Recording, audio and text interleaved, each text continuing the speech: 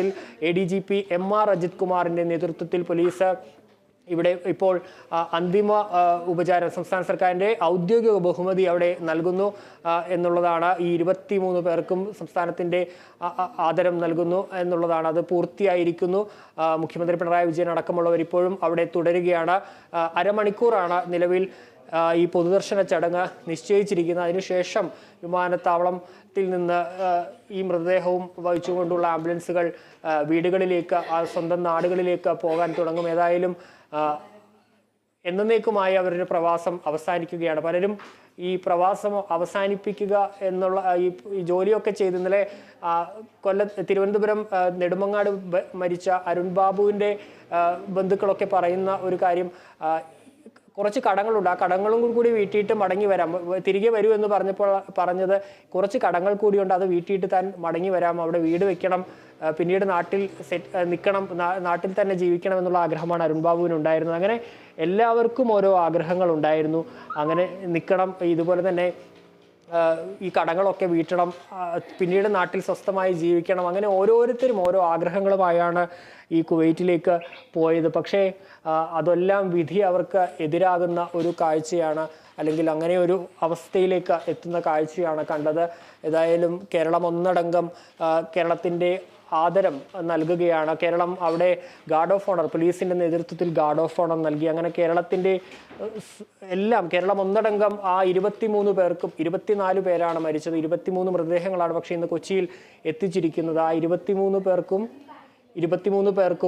കൃത്യം കേരളം ആദരം നൽകുന്നു. കേരളത്തിലെ മുഖ്യമന്ത്രി, അതുപോലെ തന്നെ കേന്ദ്ര മന്ത്രിമാർ, പ്രതിപക്ഷ നേതാവ്, വിവിധ MP-മാർ, MLA-മാർ, വിവിധ രാഷ്ട്രീയ കക്ഷികളുടെ നേതാക്കളടക്കം രാഷ്ട്രീയ ഭേദമന്യേ യാത്ര പറയുകയാണ് കേരളത്തിൻ്റെ പ്രിയപ്പെട്ടവർക്ക്. ആ 23 പേർക്ക് കണ്ണീരോടെ യാത്ര പറയുകയാണ്. ആ പുഷ്പങ്ങൾ, പനിനീർ പുഷ്പങ്ങൾ അർപ്പിച്ചുകൊണ്ട് ഓരോരുത്തർക്കും യാത്ര പറയുന്നു അവിടെ എന്നൊരു കാഴ്ച. രാവിലെ മുതൽ തന്നെ വിമാനത്താവളത്തിൽ നേരത്തെ തന്നെ ഈ ബന്ധുക്കളും അതുപോലെ തന്നെ നാട്ടുകാരും അടക്കം എത്തി കാത്തിരിക്കുകയായിരുന്നു. രാവിലെ 8:30യോടുകൂടി മൃതദേഹം എത്തിക്കുമെന്നാണ് അറിയിച്ചിരുന്നത്. പക്ഷേ പിന്നീട് 10:30 എന്ന് അറിയിക്കുകയായിരുന്നു. അതായത് അതിനു മുമ്പ് തന്നെ ഒരുക്കങ്ങളെല്ലാം തന്നെ പൂർത്തിയാക്കിയിരുന്നു. ആംബുലൻസുകളടക്കം സജ്ജമാക്കിയിരുന്നു. പോലീസ് അടക്കം അവിടെ എത്തിയിരുന്നു. അത്തരത്തിൽ എല്ലാ സംവിധാനങ്ങളും ഒരുക്കി പ്രിയപ്പെട്ടവരെ അവസാന യാത്രയാക്കാനുള്ള സംവിധാനങ്ങൾക്ക് സംസ്ഥാന സർക്കാരിൻ്റെ നേതൃത്വത്തിൽ തന്നെ എല്ലാ സജ്ജീകരണങ്ങളും പൂർത്തിയാക്കിയിരുന്നു. ഏതായാലും ഉള്ളുലയ്ക്കുന്ന കാഴ്ച, നെഞ്ചു തകർക്കുന്ന കാഴ്ച, നെഞ്ചു നീറുന്ന കാഴ്ച, അത് തന്നെയാണിപ്പോൾ നെടുമ്പാശ്ശേരി വിമാനത്താവളത്തിലെ ആ കാർഗോ ടെർമിനലിന് മുമ്പിലെ പ്രത്യേക ടെർമിനലിന് മുമ്പിൽ കാണാൻ കഴിയുന്നത്, ആ പ്രത്യേക വേദിയിൽ കാണാൻ കഴിയുന്ന ഒരു കാഴ്ച. ഇതിനപ്പുറത്തേക്ക് ഇനിയും ഓരോ നാടുകളിലേക്കും പ്രിയപ്പെട്ടവർ അവരുടെ അവസാന യാത്ര, അവരുടെ ആ കുവൈറ്റിൽ നിന്നുള്ള പ്രവാസ ജീവിതം അവസാനിച്ച് മറ്റൊരു പ്രവാസത്തിലേക്ക് കടക്കുമ്പോൾ, മടക്കമില്ലാത്തൊരു പ്രവാസത്തിലേക്ക് കടക്കുമ്പോൾ അവരെ കാത്തിരിക്കുന്ന ഒരുപാട് നാട്ടുകാരുണ്ട്, വീട്ടുകാരുണ്ട്. ഇനി അവരെങ്ങനെയാണ് അതിനെ കാണുക, ആ ഒരു അവസ്ഥ എന്താകുമെന്നുള്ളതാണ് ഇനിയുള്ള ഒരു കാര്യം. പല വീടുകളിലും കഴിഞ്ഞ ദിവസങ്ങളിൽ ഈ മരണം നടന്ന ആ ഘട്ടത്തിലൊന്നും അറിയിച്ചിരുന്നില്ല ഇത്തരത്തിൽ മരണം സംഭവിച്ചിരുന്നു എന്നുള്ളൊരു കാര്യം. പല വീടുകളും ഒരുപക്ഷെ ഇന്നൊക്കെയാണ് അറിയിച്ചിട്ടുള്ളത് എന്നുള്ളതാണ്. പലയിടത്തും കേബിൾ കണക്ഷൻ, വീടുകൾ, ടെലിവിഷനോ അല്ലെങ്കിൽ അത്തരത്തിൽ ഇവർ ഈ വാർത്ത അറിയാൻ സാധ്യതയുള്ള എല്ലാ വഴികളും ഇല്ലാതെയാക്കി ഈ വാർത്ത മറച്ചു വെച്ചൊക്കെയാണ് ഇത്രയും ദിവസം നാട്ടുകാരും ബന്ധുക്കളും ഒക്കെ ഇത് അറിയിക്കാതെ പോയത്. ഏതായാലും ആ വീടുകളിലേക്കാണ് ഇനി ചേതനയേറ്റ് പ്രിയപ്പെട്ടവരെത്തുന്നത്.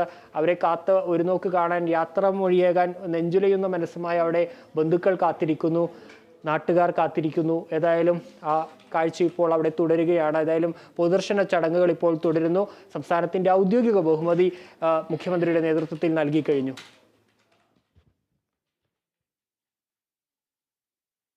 സംസ്ഥാന സർക്കാർ ആദരമർപ്പിച്ചിരിക്കുന്നു. മുഖ്യമന്ത്രി, മന്ത്രിമാരും അന്ത്യാഞ്ജലി അർപ്പിച്ചു. കുവൈറ്റിൽ തീപിടുത്തത്തിൽ മരിച്ച മലയാളികളുടെ മൃതദേഹങ്ങളാണ് നെടുമ്പാശ്ശേരി വിമാനത്താവളത്തിൽ വേദനയോടെ നിരത്തി വച്ചിരിക്കുന്നത്. അത് ബന്ധുക്കൾ അല്പസമയത്തിനകം ഏറ്റെടുത്ത് അവരവരുടെ വീടുകളിലേക്ക്, നാടുകളിലേക്ക് കൊണ്ടുപോകും. അതിനുള്ള എല്ലാ ക്രമീകരണങ്ങളും പൂർത്തിയായിട്ടുണ്ട്. ടി അശ്വതി വിവരങ്ങളുമായി ചേരുന്നു.